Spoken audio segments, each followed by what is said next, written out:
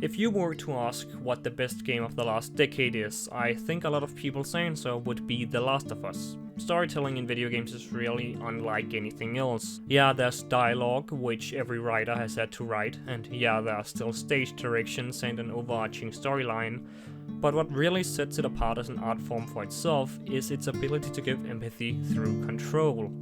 No other art form has quite achieved the extensive involvement and time which you can invest in certain video games, because the player has agency. That is, you control the main character, leading to a sometimes more passionate connection with the people of the story. Besides that, the length of most games span far across the time necessary to finish a book or watch a movie, and this means you're often spending a lot of hours with all aspects of the game. It has a similar effect with TV shows, yet I'd argue it is far more effective in gaming. If you, in a medium that does not grant the consumer agency, try to lengthen content for the sake of increased immersion, it usually ends up being counterproductive and boring the viewer.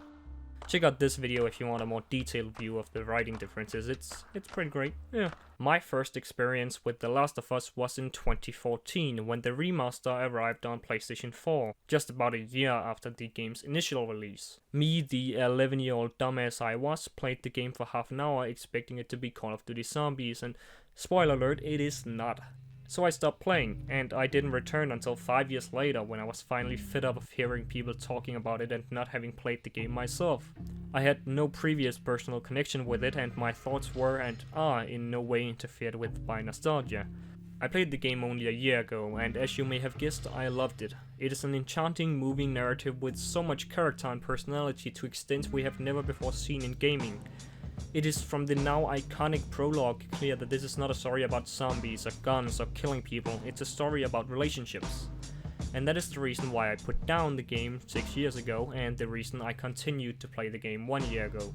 Personally, I've finished the game around 5 times, spanning over the last year or so. Finding all the collectibles is one of my prouder moments in gaming, well, all collectibles besides the Firefly emblems, of which I was missing one by the end of my playthrough.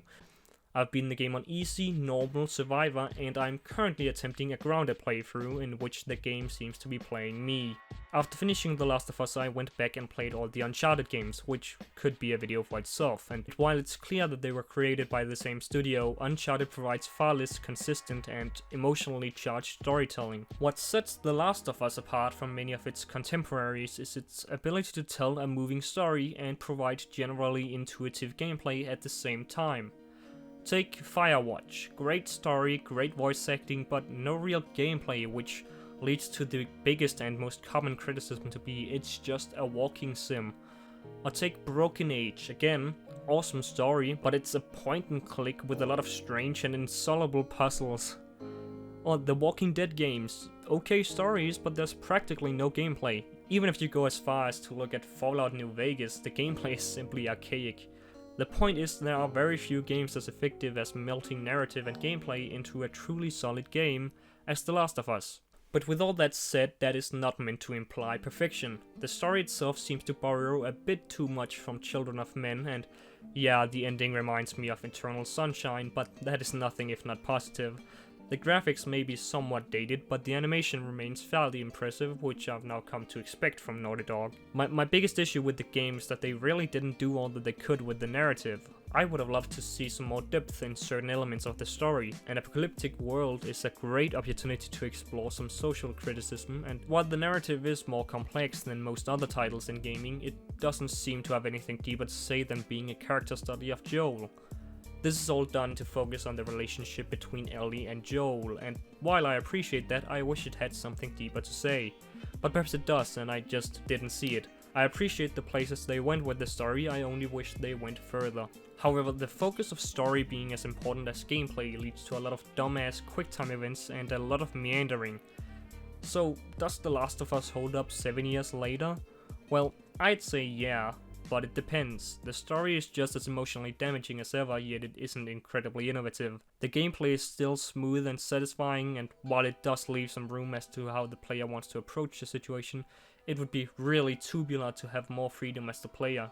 With the right difficulty, the enemies can be relenting, yet the mechanics are fair, making for an intense, desperate yet exhilarating and satisfying experience. One of the most important things in video games is implementing the ability to change difficulty while still maintaining control of actual gameplay. Choosing a harder difficulty shouldn't just give the enemies more health, it should force the player to interact with the game in new ways. While grounded does give the enemies certain advantages, the difficulty mainly stems from the increased scarcity of resources.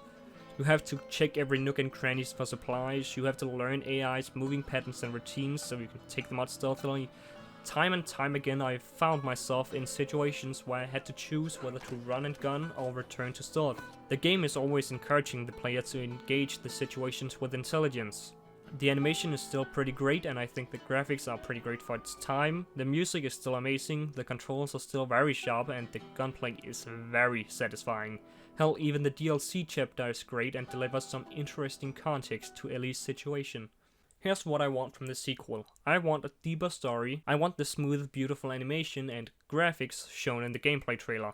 I want more good storytelling and good new characters, as well as more emotional yet not emotionally pandering scenes with Joel. I want more creative freedom as to how we approach different situations, and above all I want more of the first game.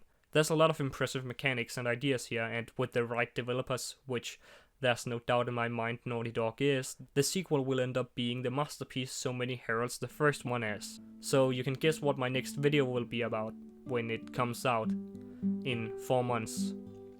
I've realized that what I love about film and games and music, it's not the visuals, it's not the instrumentals, it's the narratives they provide.